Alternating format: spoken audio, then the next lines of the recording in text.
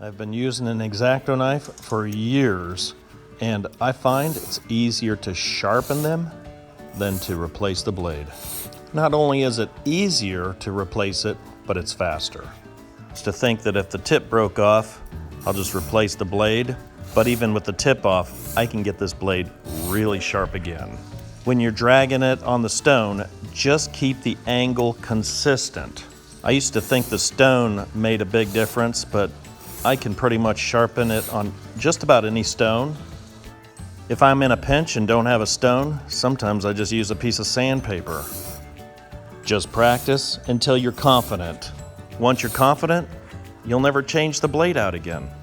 This technique will save you a lot of time and a lot of money. Well, I hope you found this technique useful, and if you did, please give the video a thumbs up. I'd appreciate it, and I'll see you next time.